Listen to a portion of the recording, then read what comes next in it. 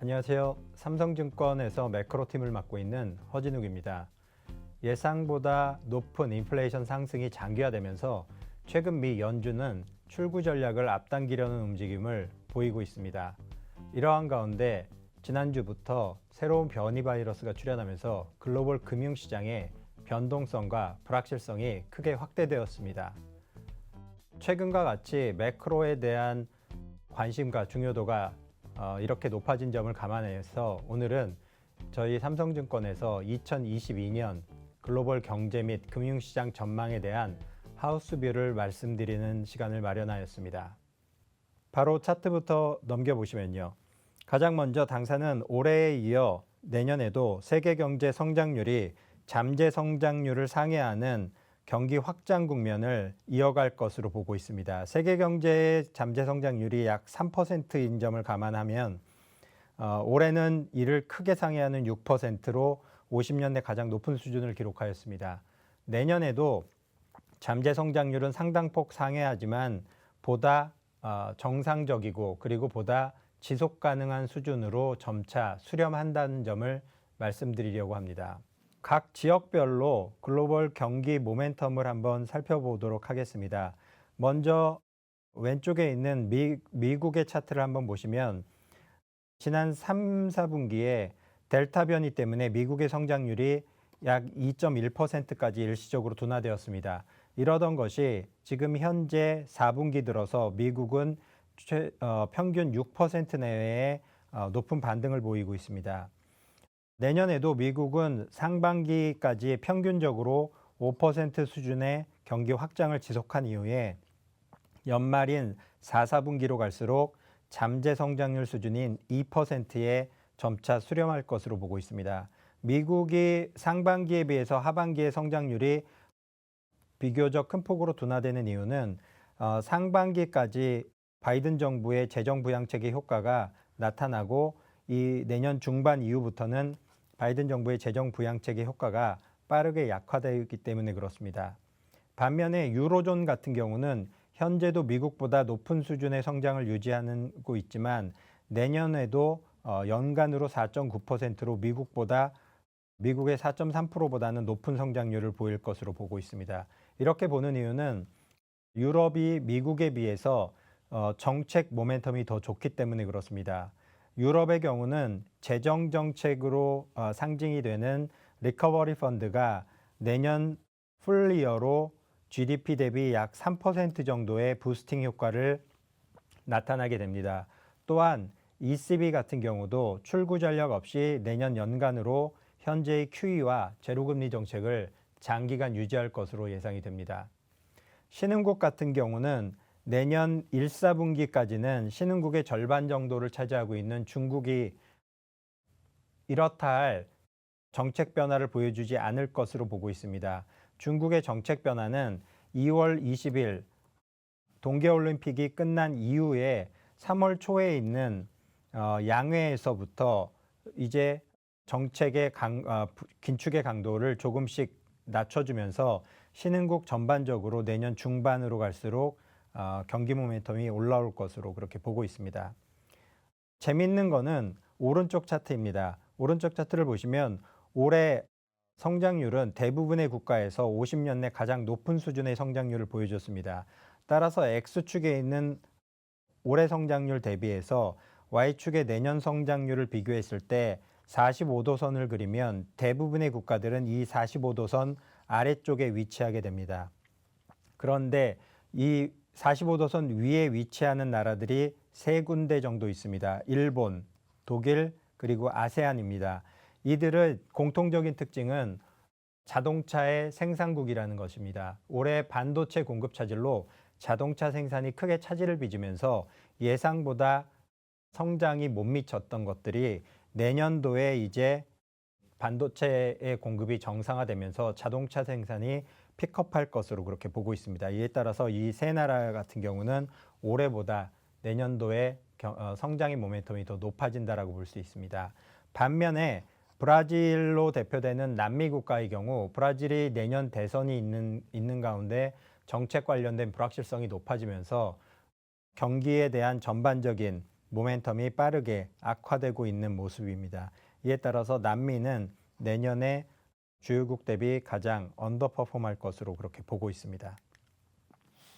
저희가 선진국들의 경기를 컨센서스보다 긍정적으로 보는 이유에 대해서 말씀드리겠습니다. 그 가장 중요한 이유 첫 번째는 바로 소비입니다.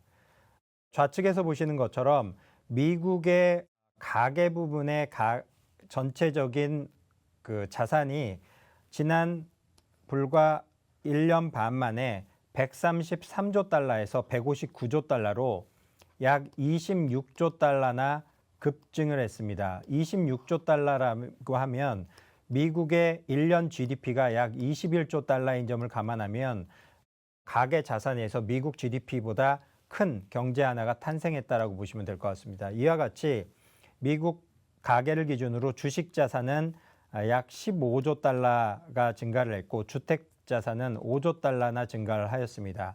이런 합쳐서 20조 달러나 증가한 자산은 선진국의 경우 시차를 두고 소비를 부스팅하는 소위 말하는 부의 효과, 웰스 이펙트가 발생할 것으로 보고 있습니다. 저희가 여러 가지 주요 연구 결과를 종합해서 추정한 결과 20조 달러 정도의 자산이 증가를 했을 때 2022년 미국의 소비는 기존 대비 약 3%포인트 정도 상승할 것으로 보고 있습니다. 이에 따라서 미국의 연평균 명목 가계 소비 증가율이 약 4에서 4.5%인 점을 감안하면 보수적으로 보더라도 미국의 내년도 소비는 약 5에서 6%로 이를 상회할 것으로 보고 있습니다. 이는 미국뿐 아니라 모든 선진국의 주택과 주식 자산 가격이 올랐기 때문에 모든 선진국에 공통적으로 적용되는 요인입니다. 또 한 가지는 오른쪽에 보시는 것처럼 지난 2년 동안 소비 기회가 박탈이 되면서 썼어야 되는데 쓰지 못한 초과 저축이 전 세계적으로 GDP의 8%, 선진국 평균으로는 GDP의 10%나 누적돼 있습니다. 이론적으로 말씀을 드리면 이러한 초과 저축이 1년 만에 다 소비로 전환될 경우 각국의 GDP는 미국이 12%, 영국이 약 11% 등을 기록할 수 있다는 겁니다. 물론 그럴 가능성은 매우 낮습니다. 저희는 보수적으로 약 3분의 1 정도의 초과 저축이 향후 수년에 걸쳐서 정상화되면 여기에서만도 미국 소비가 추가적으로 1%포인트 정도 더 상승할 것으로 보고 있습니다. 이것은 왼쪽에서 보셨던 웰스 이펙트 외에 별개로 추가로 증가되는 부분이다라고 보시면 될 것 같습니다. 이에 따라서 내년도에 선진국들의 소비는 현재 예상하는 것보다 서프라이즈를 보일 가능성이 매우 높다라고 보고 있습니다. 다음으로 저희가 주목하는 것은 생산 부분에 있어서의 재고 리스타킹 사이클입니다. 리오프닝과 락다운이 반복되는 과정에서 수요는 좋은데 생산이 공급이 제대로 안 되는 병목 현상이 발생을 하면서 주요 제조업 기업들은 이를 재고의 급감을 통해서 대응해 왔습니다. 이에 따라서 지난 9월까지를 기준으로 놓고 보면 선진국 같은 경우는 사상 유례 없는 수준까지 재고가 하락하였고 신흥국도 마찬가지로 과거 사이클의 저점 수준까지 재고가 하락한 상황입니다. 이후에 이제 델타 변이가 약간 줄어들면서 선진국 중심으로 한두 달 만에 굉장히 빠르게 인벤토리가 다시 리스타킹 되고 있는데 여전히 과거 사이클에 비해서는 현저히 낮은 수준입니다. 이에 따라서 저희는 내년도 약 12개월 동안 인벤토리 리스타킹 사이클이 돌아갈 것으로 보고 있습니다. 이렇게 인벤토리 리스타킹, 즉 주요 제조업 기업들이 적정 재고를 쌓기 위한 주문을 내는 과정에서 주문이 증가하고 이거는 가동률의 상승을 통해서 결국은 설비 투자의 확대를 장기화시킬 것입니다.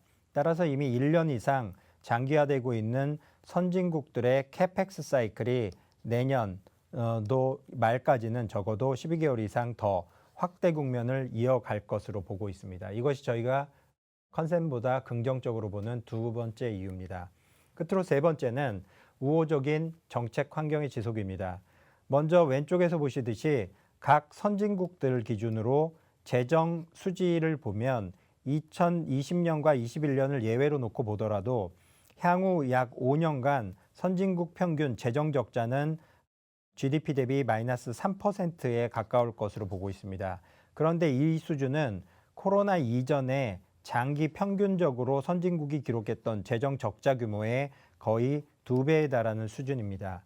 무슨 말씀이냐면 이미 코로나로 인해서 각국이 재정이 확대되었고 재정 확대를 통해서 성장을 자극하는 확대 재정 정책은 향후 적어도 5년 이상 더 이어지면서 선진국들의 재정 확대 기조가 장기화될 것이라는 것을 의미합니다.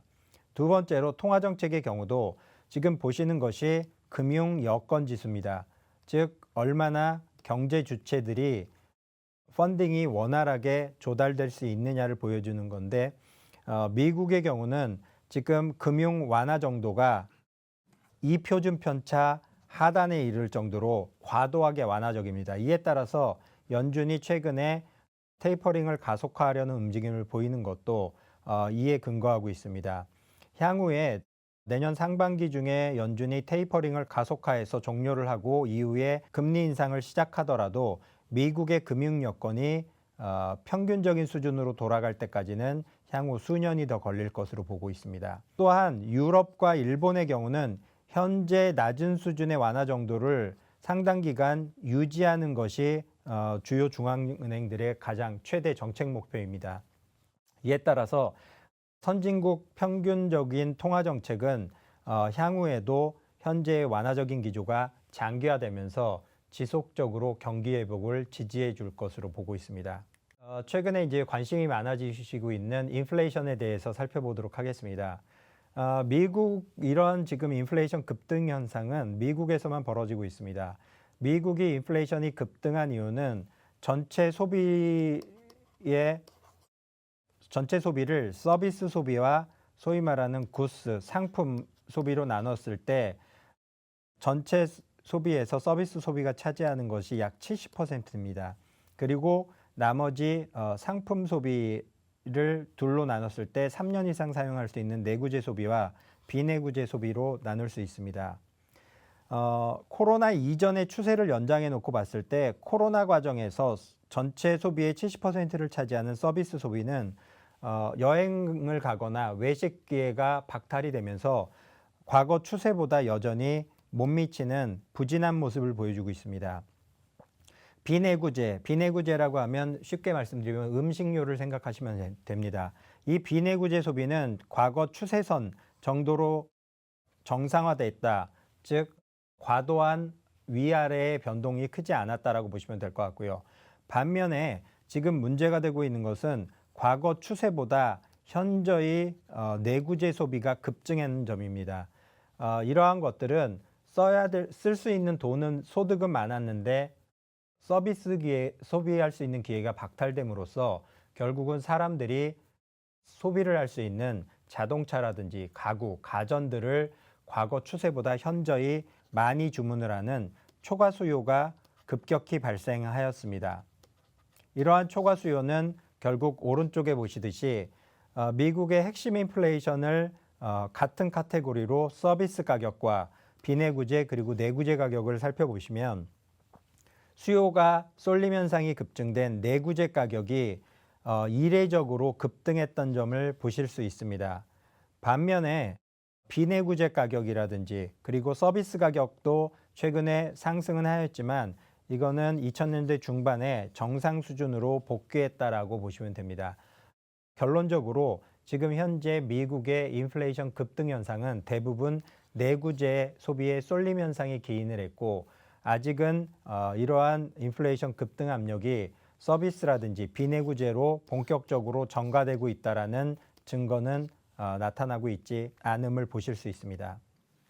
저희가 이제 내년 중반 이후부터 내년 말로 갈수록 미국의 인플레이션 압력이 조금 더 물가 목표 수준인 2% 초반에 근접하면서 안정화될 것으로 예상하는 이유에 대해서 말씀드리겠습니다.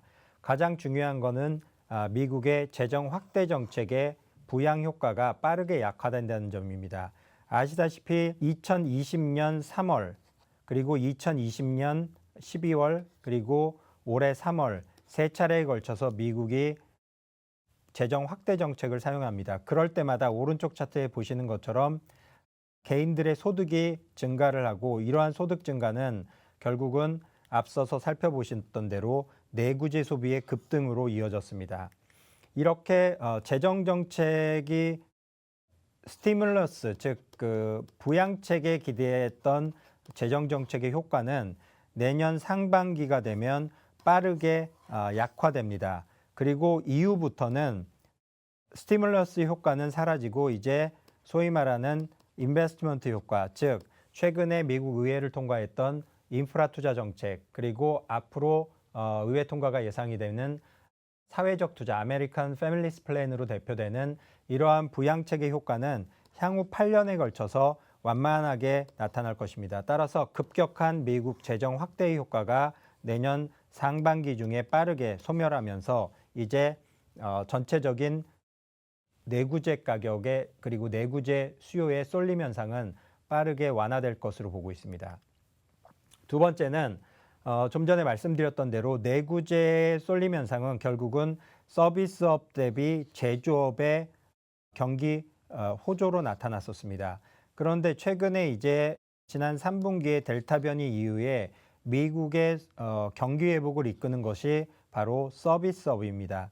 즉 미국이 이제 백신 접종률이 높아지면서 집단 면역에 도달을 했고 그리고 효과 높은 경구용 치료제가 내년 초부터 보급되기 시작할 것으로 예상됨에 따라서 이제 제조업으로 쏠렸던 비정상적이고 지속 가능하지 않았던 그런 쏠림 현상이 점차 서비스업으로 정상화되고 있다는 점을 보실 수 있습니다. 특히나 내구재 가격 급등의 약 3분의 1을 설명하는 그 재화 하나가 바로 자동차입니다. 반도체 공급이 차질을 빚으면서 자동차 가격이 급등했던 것이 미국 인플레이션 급등의 약 3분의 1을 설명해 주는데 그러한 반도체의 주요 생산국인 한국, 일본, 대만의 최근 반도체 생산이 빠르게 램프업이 되면서 주요 이제 완성차 업체들이 반도체 수급이 지난 9월에 최악의 국면을 바탕으로 이제 점차 완화되기 시작했다라는 점을 확인시켜주고 있습니다. 이에 따라서 내년 중반 정도가 되면 그동안에 지연되었던 자동차 부분의 생산이 빠르게 픽업하면서 전반적인 인플레이션 압력을 완화시켜주는 요인으로 작용할 것입니다. 오른쪽에 보시는 것이 저희 삼성증권이 예상하는 미국의 핵심 인플레이션의 향후 궤적입니다. 현재 시점인 4, 4분기에 미국의 핵심 인플레이션은 4분기 평균 4.2%로 예상이 됩니다. 그리고 내년 1, 4분기에 4.1%, 그리고 내년 2, 4분기에 전년 대비 기저효과가 사라지면서 3.1%, 내년 3, 4분기에 2.6%, 그리고 내년 말에 2.3%로 페드가 예상하는 그런 궤적으로 내년 중반 이후에 안정화될 것으로 그렇게 보고 있습니다.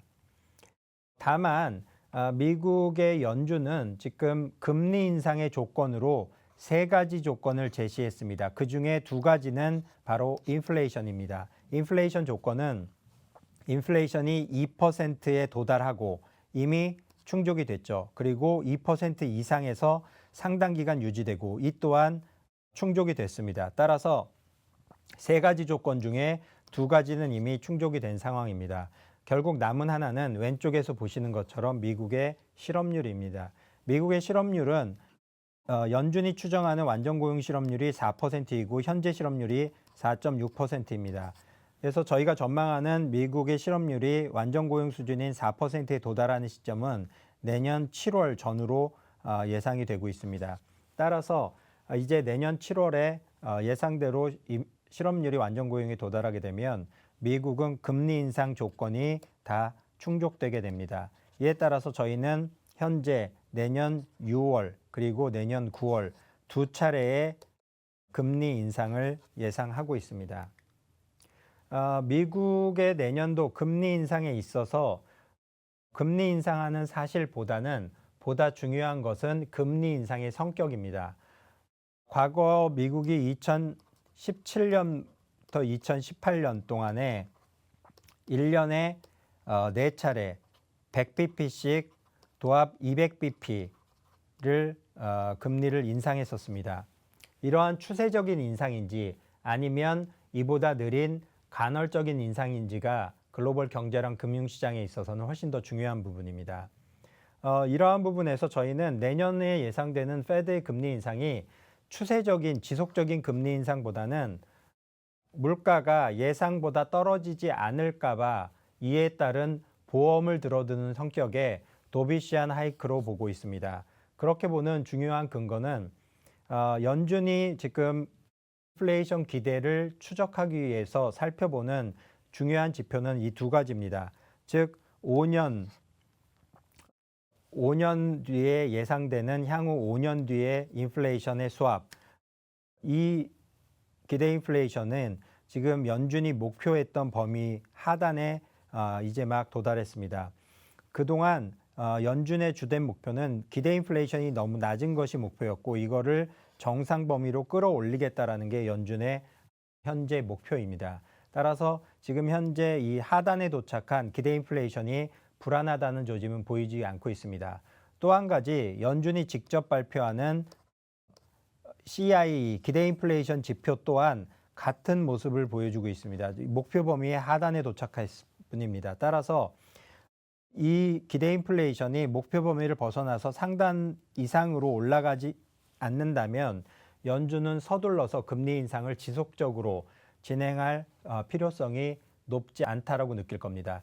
이에 따라서 내년 22년도에 2회의 금리 인상 이후에 말씀드렸던 대로 예상대로 미국의 인플레이션이 내년 말에 2% 초반까지 안정화될 경우에는 23년에도 저희는 두 차례의 금리 인상에 그칠 것으로 보고 있습니다. 이러한 속도는 2017년부터 18년 금리 인상 속도의 약 절반 정도로 매우 점진적이어서 금융시장이나 글로벌 경제의 확장을 훼손시킬 정도의 속도는 아니다라고 보고 있습니다. 최근 이제 지난주부터 새로운 변이 바이러스인 오미크론에 대한 우려가 높아지고 있습니다. 현재 연준의 그리고 저희 삼성증권이 생각하는 기본 전망은 아직까지 오미크론에 대한 정보가 사실은 부족한 상황입니다. 따라서 전문가들이 예상하기에 향후 2주 정도 내에 오미크론에 대해서 조금 더 구체적인 그리고 신뢰할 만한 데이터가 입수될 것으로 보고 있습니다. 이것은 결국은 12월 말 정도나 돼야 저희가 오미크론의 영향에 대해서 정확하게 파악할 수 있다는 걸 의미합니다. 따라서 현재로서는 미국 연준이나 저희 삼성증권 모두 다 기본 전망을 가정하에 액션을 취하게 됩니다. 말씀드렸던 대로 미국의 성장률은 올해 4.3% 그리고 내년에 2.5%로 예상이 되고요. 인플레이션은 2.3, 2.2%로 연말 기준으로 예상이 됩니다. 이거를 바탕으로 연준은 테이퍼링을 가속화해서 3월과 내년 3월과 4월 정도에 테이퍼링을 종료하고 현재 첫 금리 인상을 약 6월 전후로 첫 금리 인상을 하겠다라는 게 저희 삼성증권의 예상이고 파월 의장이 의회 청문회에서 밝힌 궤적도 이와 비슷합니다. 이러할 경우에는 금리 인상의 경계감이 높아지는 내년 상반기 정도의 위험자산 가격은 보합세를 보이다가 이후에 연준의 도비시한 스탠스가 확인된 이후부터 완만한 상승을 재개할 것으로 보고 있습니다. 또한 이 과정에서 달러화는 상반기에 강세, 반면에 하반기에 약세 전환이 예상이 됩니다. 반면에 예상과 다르게 오미크론의 영향이 델타의 유사한 충격이 나오게 되면 올해 성장률은 내년도 미국의 경제 성장률은 4.1%로 약 0.2%포인트 정도 하락하게 되고 반면에 23년도 성장률은 그만큼 올라가는 효과를 보일 것으로 보고 있습니다. 중요한 것은 인플레이션 방향입니다. 델타와 유사한 충격이 들어올 경우에는 상품 물가 쪽에서는 공급 차질이 심화되면서 상품 물가는 올라가게 되고 반면에 서비스 물가는 하락하게 됩니다. 따라서 전반적인 인플레이션 방향은 아직 명확하게 예상하기가 어렵습니다. 이에 따라서 만약 델타 정도의 충격이 예상이 된다면 페드는 테이퍼링 속도를 현재 수준으로 유지해서 이보다 좀 더 도비시한 정책으로 전환할 가능성이 높습니다. 아직까지는 이 부분에 대해서 분명한 데이터를 확인하기 전까지는 이 두 시나리오 사이에서 시장이 변동성을 보일 것으로 보고 있습니다. 또한 미국의 경우 인플레이션이 올해 높은 수준은 기록하겠지만 내년 연말로 갈수록 결국은 소위 말하는 골디락스인 1에서 3% 수준으로 정상화되면서 이러한 환경에서 여전히 주식이 채권보다 우월한 수익률을 보여줄 것으로 예상이 됩니다. 지금까지 저희 삼성증권에서 준비한 내년도 경제 및 금융시장 전망에 대해서 말씀드렸습니다. 종합하자면 내년에도 잠재 성장률을 상회하는 주요국들의 경기 확장이 지속되고 물가 목표 수준에 근접하는 인플레이션이 나올 것으로 보고 있습니다. 여기에 우호적인 정책 환경은 여전히 주식 등 위험 자산이 채권 대비해서 보다 우월한 수익률을 보일 것임을 예고해주고 있습니다. 다만 주식시장의 밸류에이션이 높아진 상황 그리고 장기금리가 지속적으로 상승하는 점을 감안을 한다면 향후 주식 등 주요 자산들에 대한 기대 수익률은 지난 2년보다는 낮은 보다 지속 가능하고 보다 정상적인 수준으로 점차 눈높이를 낮춰야 되는 것이 내년도의 금융시장에 대해서 저희 삼성증권이 예상하는 주요 전망이다라고 보시면 될 것 같습니다. 감사합니다.